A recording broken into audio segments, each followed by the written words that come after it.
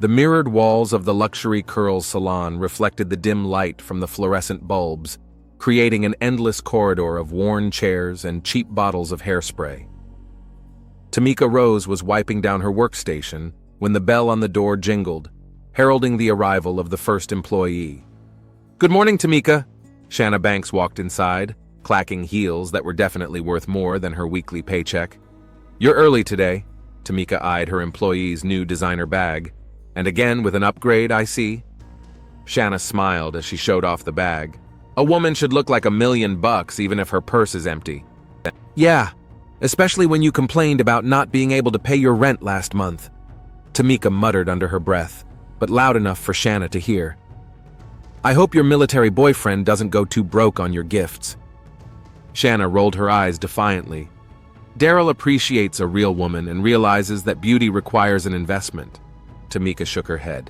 She'd seen a string of sponsors in the 5 years Shanna had worked at her salon, but this Daryl had hung on longer than the others. Usually Shanna squeezed everything she could out of men in a few months and moved on. Through the showroom window, they saw a black pickup truck pull up on the opposite side of the street. Behind the wheel sat a large man with a military bearing. "Oh, look, your prince has arrived." Tamika nodded toward the car. Shanna fixed her hair in front of the mirror. "He promised to give me a ride to the mall after work. There's a sale at Designer Plus today. Don't you have a 9 o'clock shift?" "You're going to let me off early, aren't you?" Shanna made begging eyes. "Daryl got a bonus at work and we want to celebrate." Tamika sighed. Always the same thing. The more she got to know this Daryl, the more she thought he was too good for someone like Shanna. The first client of the day walked into the salon and the conversation broke off. Shanna went into professional mode, smiling, joking, asking about the kids, showing that attractive side of her personality that so charmed men on first dates. That evening, as the salon emptied, Shanna thought back to the first time she'd met Daryl 8 months ago. She'd stopped by the Midnight Club with her friends to celebrate her 28th birthday. It was there that Keisha, her arch-rival friend, whispered, nodding at the serious, dark-skinned security guard at the entrance. "That's Daryl Fields. He's post-Afghanistan. They say he has a nice military pension and $300,000 worth of insurance." That information stuck a sharp hook in her memory. At the time, Shanna had just received her second warning from her landlord and owed Mook $5,000 with interest that was continually rising. That night, she did everything she could to catch Daryl's eye. Accidentally stumbled next to him, acting scared when some drunk guy started hitting on her. Daryl reacted like a true gentleman, defended her, calmed her down, offered to call a cab. Then she decided to play the odds and asked him to personally walk her home, complaining about the unsafe neighborhood. It was her signature combination. Few men could resist a beautiful, frightened girl, especially if after the rescue, she was so grateful and delighted with your strength and care. And although Daryl seemed unapproachable at first, he was no exception.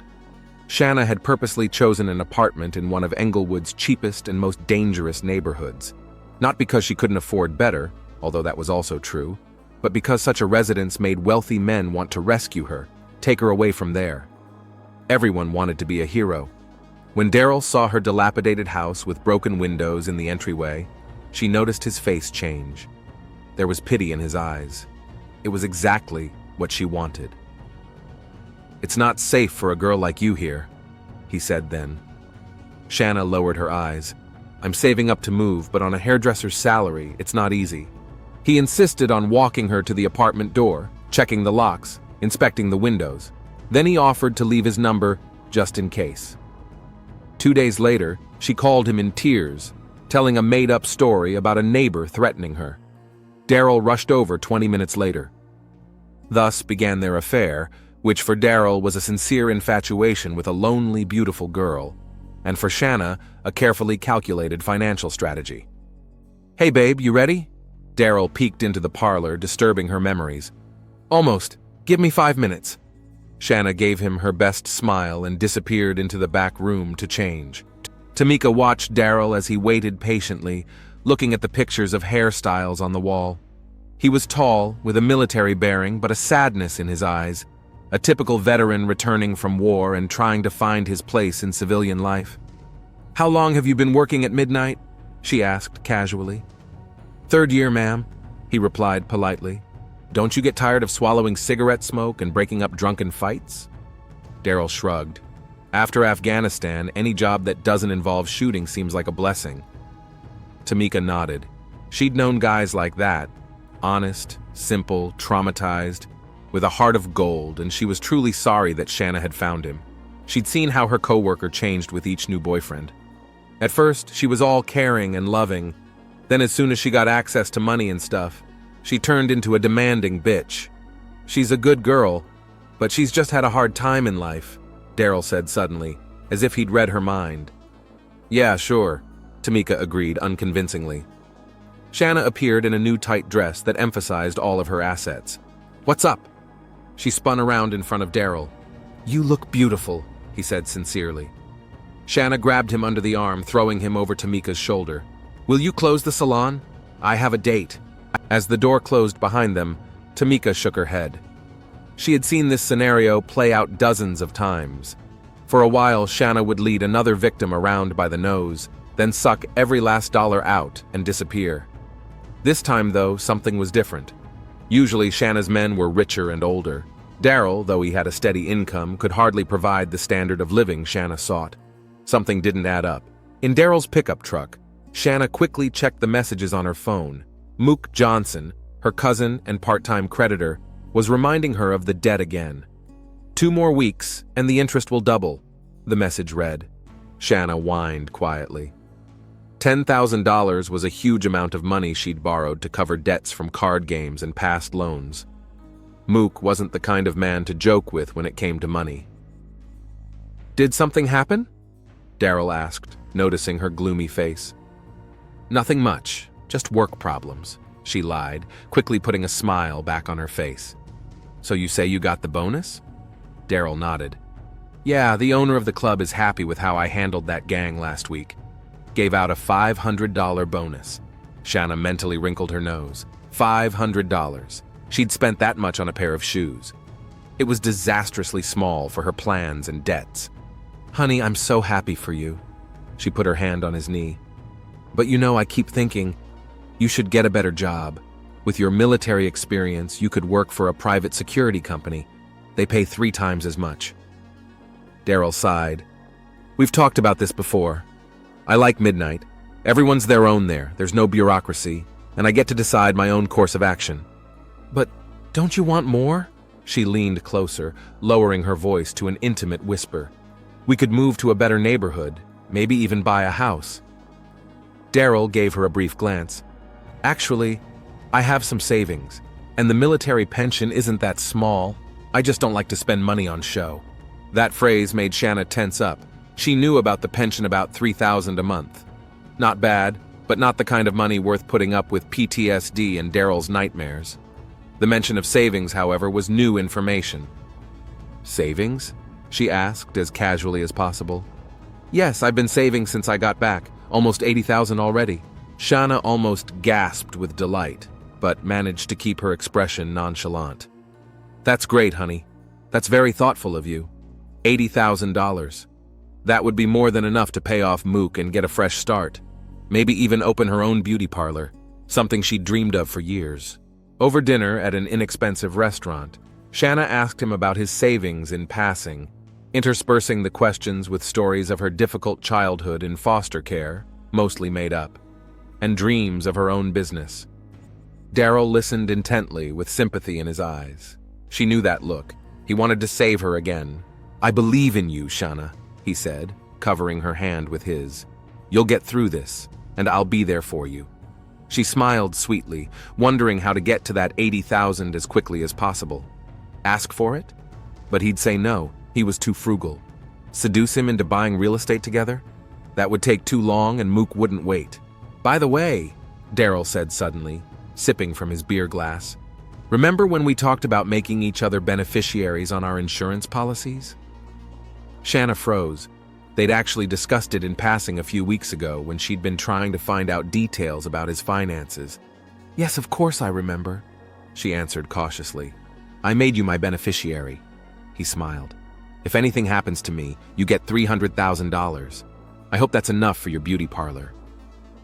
Shanna had to do her best not to betray her excitement. $300,000. That's a lot of money. Suddenly, a whole new perspective appeared before her eyes. "You didn't have to," she began, panting with excitement. "I wanted to do it," he interrupted. "I don't have a family, just you. You deserve a good future."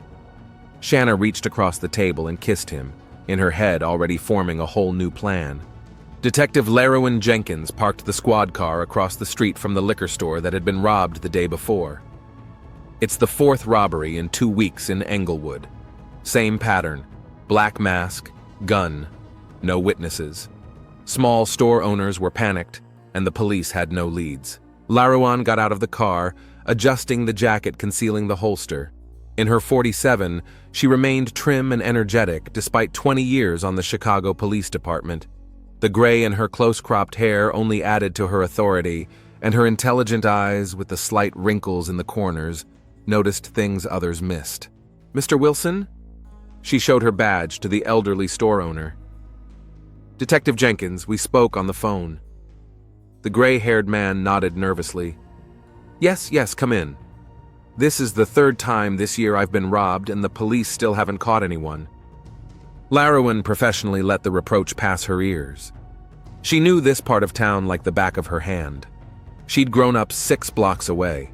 To most cops, Englewood was just a hot spot on the crime map, but to her it was home, with all its problems and contradictions. "Tell me again what happened," she asked, pulling out a notepad. A black guy in a mask burst in, pulled a gun, took the entire cash register and a bottle of expensive cognac, just like last time. "Did you notice any distinguishing marks, tattoos, scars? Maybe he spoke with an accent?" Wilson shook his head. "Nothing like that. Just your average ghetto thug." Larowin held back her irritation at the racist implication. She walked around the store, studying the camera angles. One didn't work, the other gave only a blurry image. Classic. "I'll canvass the neighboring stores to see if anyone saw anything," she said, finishing her inspection. Stepping outside, Larowin spotted a beauty parlor across the street. "Luxury Curls," the brightly colored sign read. Perhaps the store was visible from there at the time of the robbery. She crossed the street and opened the door, meeting her gaze with a middle-aged woman who was styling a customer's hair. "What can I do for you?" the woman asked, still working. "Detective Larowin Jenkins." She showed her badge again. "I'm investigating last night's robbery at the liquor store across the street. Did you see anything unusual around 9 o'clock last night?" "Tamika Rose, saloon owner," the woman introduced herself. "We closed at 18 last night, Detective, but Shanna stayed until 19:30 doing the hair of a regular customer. Hey, Shanna," she shouted into the back of the salon. "The police are asking about last night's robbery." From behind the curtain came a slender girl with long extensions and makeup that would make a Hollywood actress envious. She was dressed in a tight dress, clearly out of season, and too fancy to work in a hairdresser's shop. "The police?" she questioned, looking at the detective appraisingly. "Did you see anything suspicious last night?" Larowin asked, noting the expensive earrings and bracelet on the girl. "No, I was busy with a client," Shanna shrugged nonchalantly. "Besides, my boyfriend came to pick me up and we've been, a little busy." Tamika rolled her eyes, and Larowin made a note in her notebook. "Your boyfriend didn't see anything either? He was in the car waiting for me." "Daryl!" Shanna shouted toward the back door. "Come here, the police are asking about last night." A minute later, a tall, muscular man with a serious expression entered the cabin. Larowin instantly recognized him as a military man. The poise, the scanning gaze, the calm confidence. She'd worked a lot with veterans and knew the type. "Daryl Fields, ma'am," he introduced himself with a slight nod. "Did you notice anything suspicious outside the liquor store last night?" Larowin asked. Daryl frowned, remembering. "I saw a guy in a black hooded sweatshirt walking briskly away from the store toward the intersection. But I didn't pay much attention to it. There are a lot of suspicious individuals in our neighborhood." "What direction did he go?" 63rd Street, ma'am. That's all I can tell you." Larowin nodded, taking notes. "Do you work in law enforcement, Mr. Fields?" she asked, noticing his assessment of her position and surroundings. "Security guard at the Midnight nightclub," he answered. But before that, I was in the Marines, 2 tours in Afghanistan. Thank you for your service, Larowan said sincerely. If you think of anything else, give me a call. She held out her business card, which Daryl tucked neatly into his shirt pocket. Shanna watched this with obvious impatience. Can we go now? We have plans tonight, she announced, taking Daryl under her arm. Of course, Laroyan smiled, but there was professional interest in her eyes. Thanks for your help. When the couple left, the detective turned to Tamika. How long have they been together? About 8 months, Tamika answered, returning to work on her client's hair. That's an unusually long time for Shanna. What do you mean? Tamika paused, deciding whether to be frank. She usually changes boyfriends more often than I change nail polish colors. But Daryl, he's a good guy. Too good for her, if you know what I mean. Laroyan nodded understandingly, making a mental note. Something about the pair made her wary. The contrast between Daryl's open, honest face and Shanna's calculating gaze. Her police sense, honed by years on the job, told her something wasn't right here.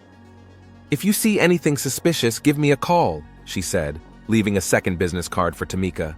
As the detective walked away, Tamika looked through the storefront window at her. Maybe she should have told her how Shanna had changed lately. The constant whispered phone calls, the nervousness, the mounting debts she didn't hide from her coworkers while bragging about expensive purchases. Meanwhile, Shanna and Daryl got into his pickup truck. Why did you call me when you were talking to the cop? Daryl asked, starting the engine. I thought you might have seen something. Shanna shrugged. You're practically a cop, except without the badge. I'm a security guard at the club, Shanna, not a detective. Who cares? She rolled her eyes. Why don't you give me a ride to the ATM? I need to withdraw some money. Shopping again? He asked with a slight chuckle. It's my friend's birthday, and I need to buy a present, she lied. Daryl nodded and pulled onto the main street. Shanna checked her phone. 3 missed calls from Mook. She needed to find money right away. The interest on the loan was mounting, and Mook wasn't known for his patience. At the ATM, Shanna tried to withdraw $300, but the screen read, insufficient funds. She cursed quietly and returned to the car. Is there a problem? Daryl asked. No, I'm fine, she snapped. It's just the bank's being stupid again. Listen, could you lend me some money? I'll pay you back as soon as I get my paycheck. Daryl sighed. Shanna, we talked about this. I can't sponsor your shopping all the time. I've already given you $800 this month. So, you're sparing money for your girlfriend? Her voice got a little higher. You have savings. That money is for a rainy day, Daryl said firmly. And for the house we'll buy someday, if you're really serious about a serious relationship. Shanna snorted and turned away to the window. Daryl was too stubborn when it came to money.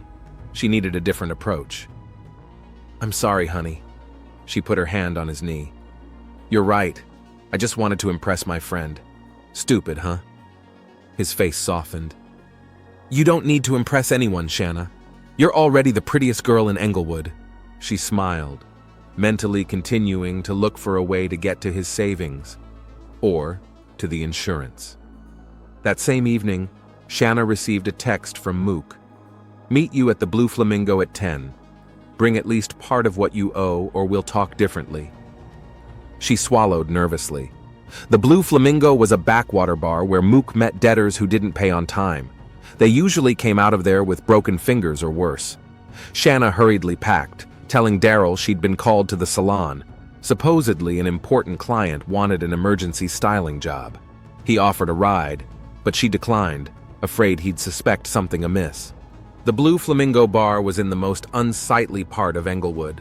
The sign flickered, the eye unlit, turning the name into Blue Flamingo. Shanna took a deep breath and stepped inside. Mook sat in the far corner, sipping whiskey. Tall, with a hard stare and a gold chain around his neck, he looked like a real gangster from the movies. To Shanna, he'd always been just a cousin, arrogant but not scary. But now that she owed him a large sum of money, she saw another side of him. You're late, he said as she sat down across from him. I'm sorry, Mook. I had things to do. Did you bring the money? Shanna shook her head. I only have $200, but I'll get the rest soon. Mook finished his whiskey and gestured to the bartender. Another one, he said, then turned to Shanna. 10,000, Shanna, plus interest. That's 12 grand already, and it'll be more every week. I know. She lowered her eyes.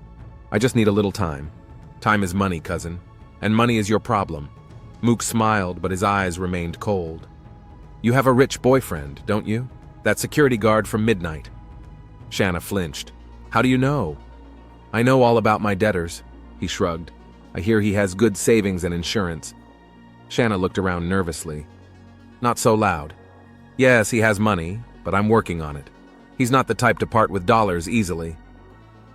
Maybe we should try some more radical methods? Mook looked at her meaningfully. Shanna shook her head. I can handle it. Just give me a little more time. Okay, Mook agreed with sudden ease. You have 2 weeks. Then I'll visit your rich boyfriend myself, and our conversation won't be so friendly. The words made Shanna break out in a cold sweat. She knew Mook wasn't kidding. If he got to Daryl, he could beat the money out of him, or worse, and he could tell her about her debts and the other guys she'd cheated. Daryl would never forgive such a betrayal. Suddenly, a large man in a leather jacket appeared next to their table. Boss, the goods have arrived, he said to Mook. Good, Mook stood up. Wait for me here, cousin. I'll be back soon. Left alone, Shanna thought feverishly about what to do. She didn't have $12,000, and she didn't know how to get it in 2 weeks. Daryl wouldn't give her that amount willingly. When Mook left with the guard, another man placed a black backpack on the table next to her and headed for the restroom. Shanna looked at the open backpack and froze. There was a gun inside. She quickly looked around. No one was looking in her direction.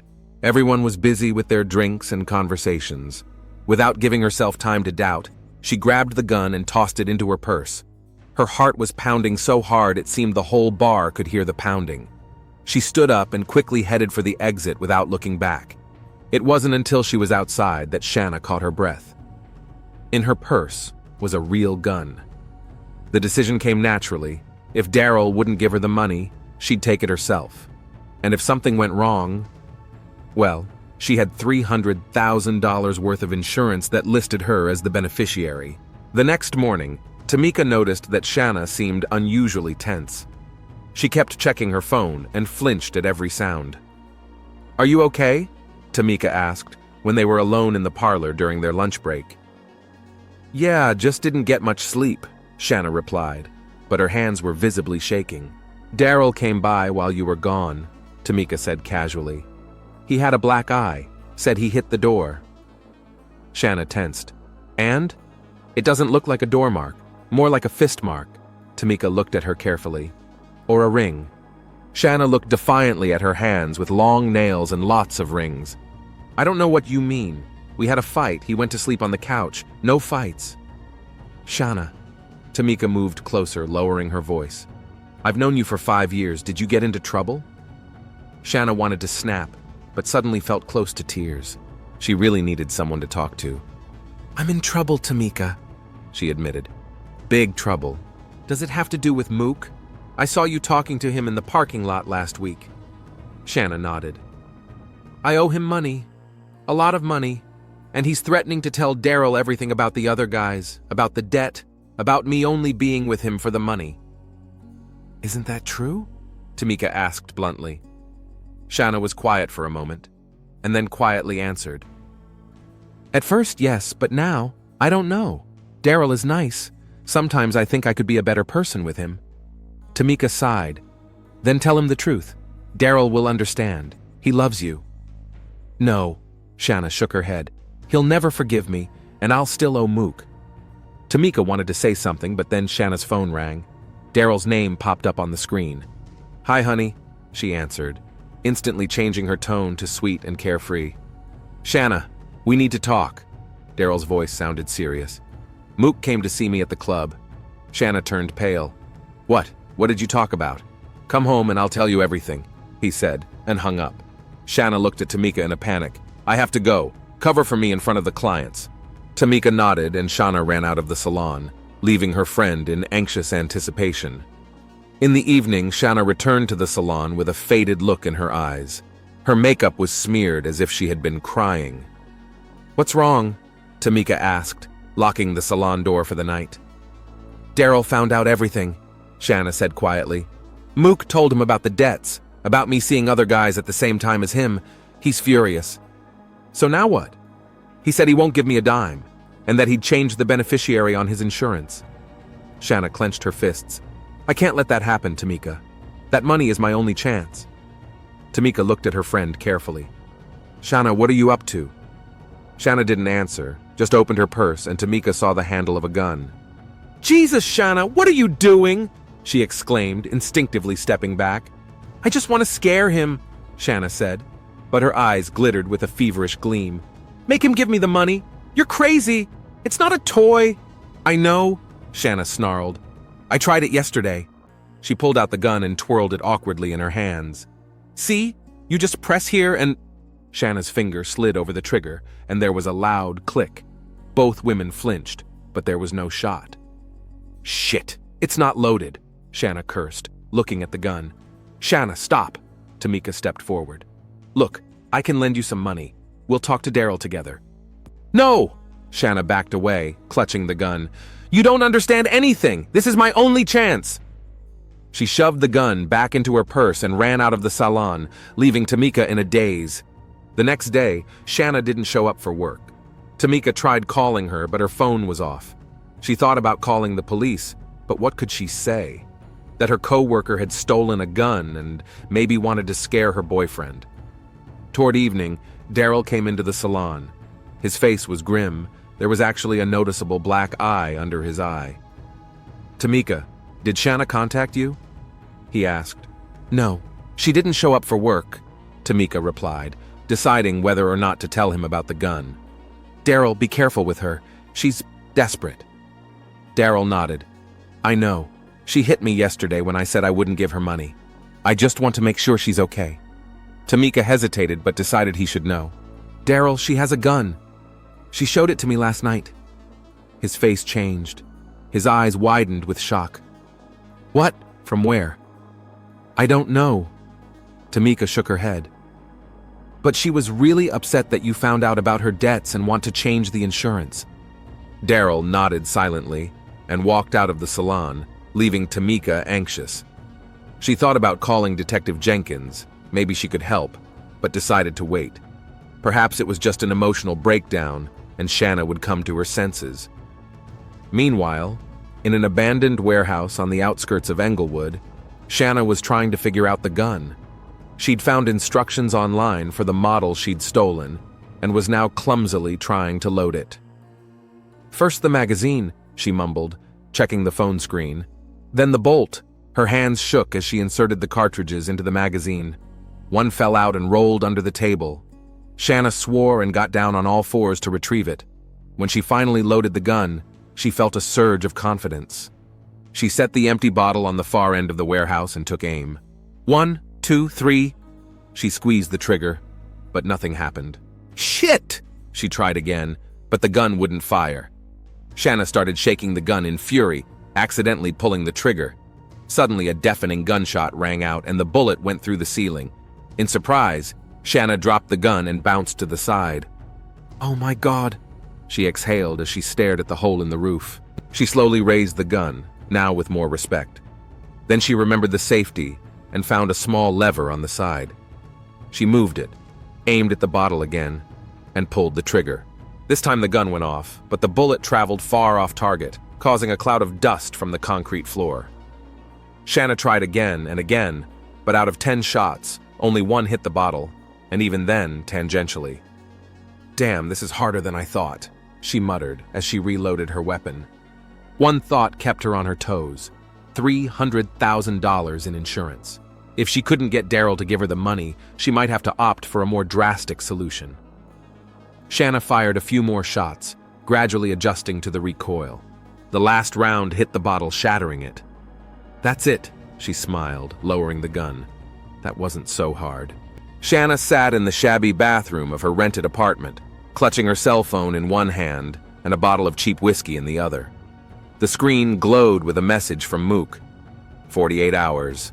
Then I'll take everything you have, and your boyfriend too. She took another sip, wincing at the burning in her throat. 2 days. Just 2 days to find $12,000. Shanna knew Mook didn't throw words to the wind.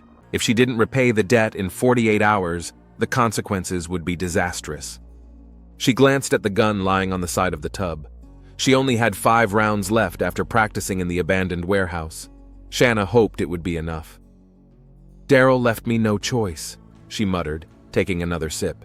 It was his own fault. The plan was simple. Go to the midnight club where Daryl worked, make him withdraw the money and give it to her. And if he refused, well, she knew what to do. Shanna looked at her reflection in the cracked bathroom mirror. Mussed hair, smeared mascara, eyes swollen with tears. She barely recognized herself. When had everything gone wrong? When had life become such a nightmare? She remembered how it had started, with a small loan of $1,000 to pay for a hairdressing course. Then there was betting on horse races, trying to make a fortune at an underground casino, new loans to close old ones. A spiral that just kept getting deeper and deeper. Daryl was supposed to be her salvation, a military pension, savings, insurance, everything she needed to start a new life. But now that he'd learned the truth and refused to help, he was an obstacle. Shanna took one last sip, emptying the bottle, and stood up, staggering. She was dizzy, but the alcohol gave her determination. She grabbed her gun, slipped it into her purse, and walked out of the apartment without even locking the door. Nighttime Englewood greeted her with drizzling rain and the howling of police sirens in the distance. Shanna hailed a cab and gave the address of the Midnight Club. The club was in a converted warehouse on the edge of the neighborhood. The neon sign flashed and the beats of rap music came from the doors. A security guard stood at the entrance, but it wasn't Daryl. His shift started at midnight half an hour later. Shanna headed toward the entrance with an unsteady gait. The guard gave her an appraising look. $10 to get in, baby." She silently handed over the crumpled bill and stepped inside. The club was full of people half-dressed dancers on the dais, drunken customers, a steady stream of music. Shanna headed to the bar and ordered another whiskey. "Are you okay?" the bartender asked, looking at her disheveled appearance. "Fine," she forced out a smile. "Just waiting for a friend." She downed 2 more shots of whiskey while she waited for Daryl, feeling her insides burning with fire. Her thoughts were muddled, but her resolve never wavered. At exactly midnight, Daryl entered the club through the service entrance. Shanna saw him stand at the main entrance, replacing the previous guard. His face was as serious as ever, but the black eye left by her ring during the argument was still visible. Shanna took a deep breath and headed toward him, pulling a gun from her purse as she went. "Daryl!" she shouted, blocking out the music. He turned and his eyes widened when he saw the weapon in her hand. "Shanna, what are you doing?" He slowly raised his hands. "Put the gun away." "Shut up!" She pointed the trembling gun at his chest. "You have to help me, Daryl. I need the money. Now." People around us started to notice what was happening. Someone shouted when they saw the gun, and the crowd began to part, creating an empty space around them. "Let's talk," Daryl said calmly, not moving from his seat. "Just put the gun down, and we'll work this out." "No, I'm done talking!" Her voice broke into a shout. "I want $12,000 now!" "Shanna, I can't get that much in cash right now. The banks are closed. Let's just—" "You're lying!" She took a step closer, the gun in her hand, visibly trembling. "You have savings! 80,000, you said so yourself! Call the bank, make a transfer, I don't know, but I need that money!" Daryl shook his head slowly. "That's not possible right now, Shanna. Please, let's just sit down and talk. I want to help you, but not like this." Out of the corner of her eye, Shanna noticed the club manager reaching for the phone. Panic gripped her. "Don't move!" she shouted, waving her gun. "No one is calling the police!" Daryl took a step toward her. "Shanna, listen to me. This isn't you. It's the alcohol and desperation talking in you. Give me the gun, and we'll fix this." "Nothing can be fixed," she whispered, tears streaming down her cheeks. 2 days, Daryl. I only have 2 days to pay Mook back, or he'll kill me. And he'll kill you too. I'll protect you." Daryl took another careful step. "I promise. We'll find a way to deal with Mook. But first you have to give me the gun." He held out his hand, and for a moment, Shanna thought everything was going to be okay, that there was a way out, that Daryl would actually help her. And then she remembered his words, "I'm not giving you a dime," and how he'd said he'd change the beneficiary on the insurance. Something broke inside her. "No!" she screamed, and pulled the trigger. The gunshot sounded deafening in the space of the club. Daryl cried out, grabbing her shoulder. A dark stain began to spread across his shirt. "Shanna," he muttered, sinking to the floor. Panic broke out in the club. People were screaming, pushing, trying to get to the exits. Shanna stood frozen in horror at what she had just done. "God, Daryl, I'm sorry," she whispered. "I didn't mean to." But it was too late. She'd crossed the line. The realization came over her in a wave, and with it, clarity. If Daryl survived, he would tell the police everything. She'd be arrested. Her life would be over. Unless... Shanna raised the gun again, aiming more confidently. Daryl realized her intentions and tried to roll away.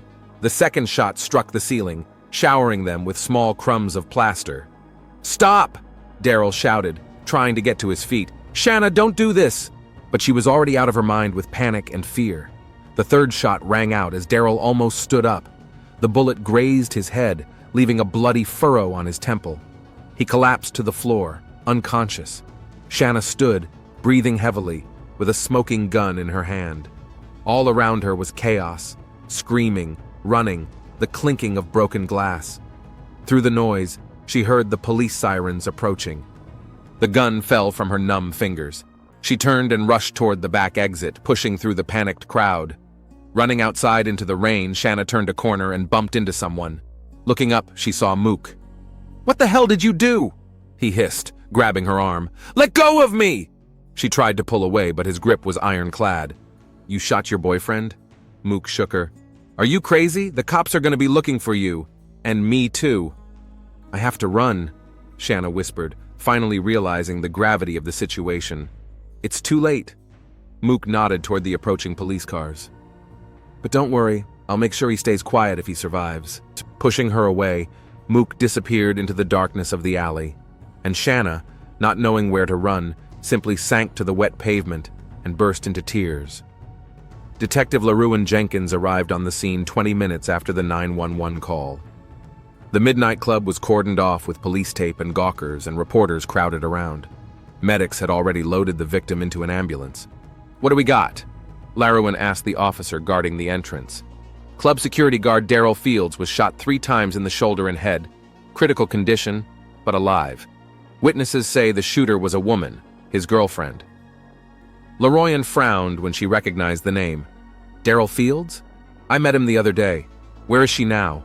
"She was picked up 2 blocks from here, sitting right in the middle of the street, hysterical." The detective nodded and entered the club. Forensics was already at work, photographing the bloodstains on the floor and collecting shell casings. The gun was in a plastic evidence bag. "Witnesses?" she asked another officer. More than 20 people had seen the whole thing from start to finish.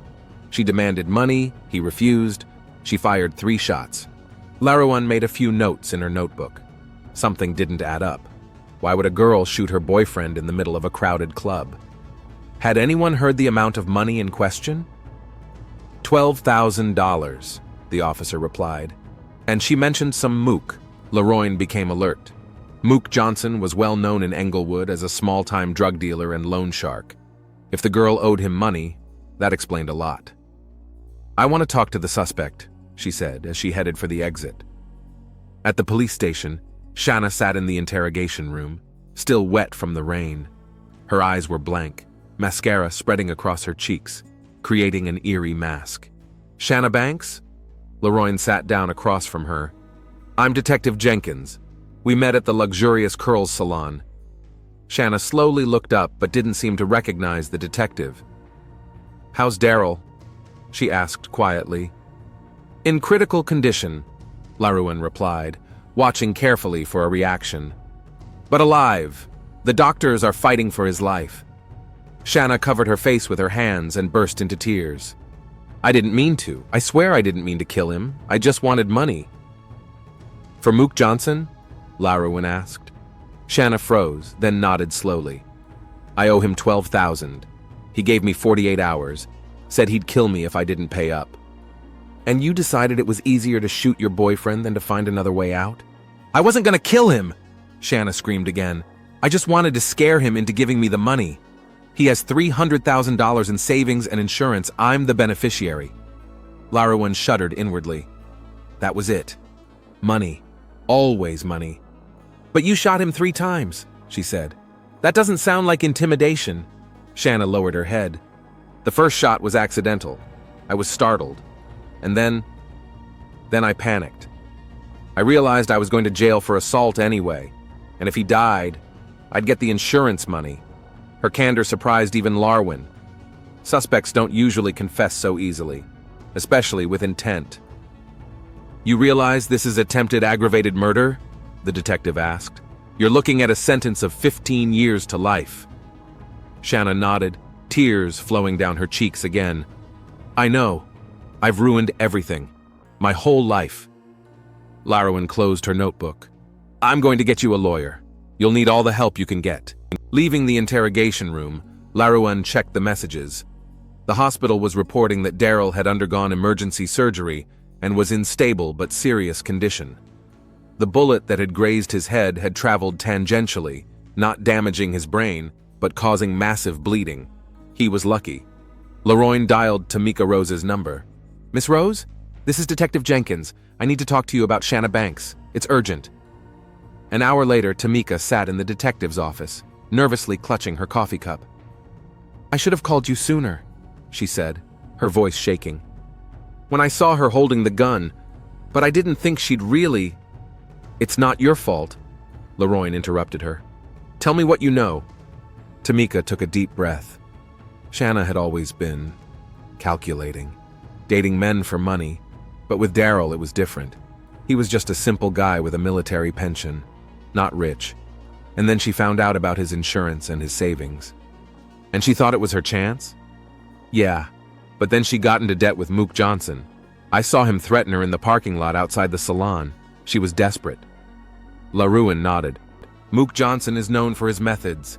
We've been trying to bring him to justice for a long time, but the victims always refuse to testify. When Daryl found out about the debts, he refused to give her the money, Tamika continued. And he said he'd change the beneficiary on the insurance policy. It finally broke her. You said she showed you the gun? Tamika nodded. The day before the shooting. She didn't know how to handle it. Almost shot herself accidentally right in the salon. I tried to talk her out of it, offered to help her. You did everything you could, Larwin said, taking notes. Your testimony will be important to the court. At the hospital, Daryl Fields was slowly recovering from surgery. His head was bandaged, his shoulder in a cast, IVs hooked up to his arm. Mr. Fields, Laruan showed her badge. I'm Detective Jenkins. How are you feeling? I've been better. He smiled weakly. Shanna, in custody, Leroyan said. She confessed to everything. Daryl closed his eyes. I don't understand how it came to this. I loved her. She owed Mook Johnson a large sum of money, the detective explained, and she saw you as a way to settle it. Through my insurance, Daryl guessed. God, I was a fool. Mook may try to stop you from testifying, Leroyne warned. We'll provide security, but you need to be careful. Daryl nodded. I'm not afraid of Mook. I've been through Afghanistan. Laruan smiled. That's good, but still be careful. In the following weeks, Detective Jenkins gathered compelling evidence against Shanna Banks. The club's surveillance footage, witness statements, the gun itself with Shanna's fingerprints on it, the suspect's confession, the case was all but closed. As Laruan had predicted, Mook Johnson tried to intimidate Daryl.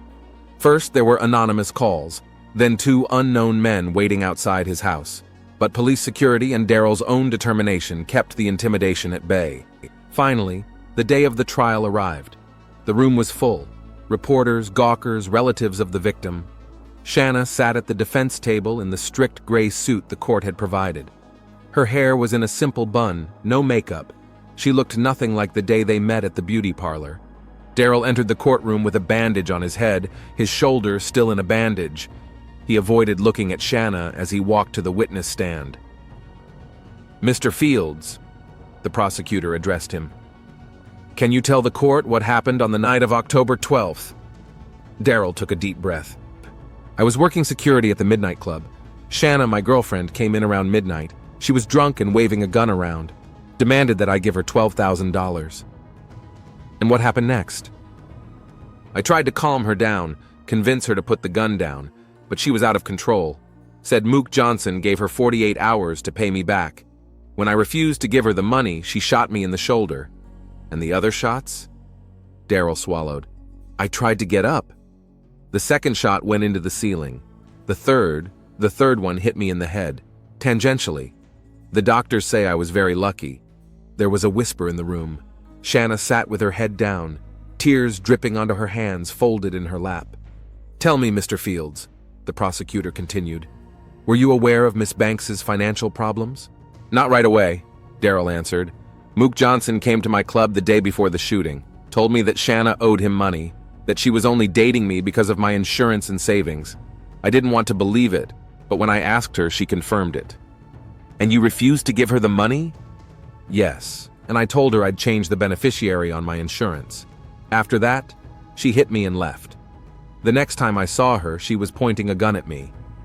Shanna's attorney, a tired-looking man in a rumpled suit, tried to convince the court that his client had acted under extreme mental agitation, threatened by Mook Johnson, but the arguments sounded unconvincing in the face of the evidence and Shanna's own confession. Tamika Rose testified about seeing the gun in Shanna's possession the day before, about practicing shooting, about talking about Daryl's insurance. The final surprise was the appearance of Mook Johnson himself as a defense witness. He denied that he had threatened Shanna, claiming he had simply given her the loan legally, but his nervousness and contradictory testimony only confirmed the prosecution's version of events. When all the witnesses had been heard, the judge recessed for sentencing. Laruan approached Daryl, who was sitting alone on a bench in the hallway. "Are you all right?" she asked. "I don't know," he answered honestly. "I still can't believe that the man I loved tried to kill me for money. People sometimes do terrible things when they feel cornered," Laruan said. "But that's no excuse." Daryl nodded. "You know what the ironic thing is? I was going to help her with her debts, not give her all the money at once, but gradually, if she'd just been honest with me from the beginning." Laruan put a hand on his healthy shoulder. "Don't torture yourself with what-ifs. You did the right thing." When the court reconvened, the judge announced the sentence, 15 years in prison for attempted aggravated murder. Shanna stood motionless, listening to the sentence. Only when the officers approached to escort her out of the room did she turn around and look directly at Daryl. Her eyes were a mixture of regret, anger, and, surprisingly, love. "I'm sorry," she said breathlessly before she was led away. Daryl didn't answer anything. He slowly stood up and walked out of the courtroom, accompanied by Detective Jenkins. There was a long road of recovery ahead, both physical and mental, but he was alive, and that was what mattered. Laruan stared after Daryl, thinking about how many stories like this she'd seen in her career. Stories where love was intertwined with greed and desperation drove people to terrible acts. And each time, she wondered, could the tragedy have been prevented if someone had noticed in time, intervened in time? Of course, she would never know the answer, but now, at least justice had been served. And maybe this story will be a warning to others.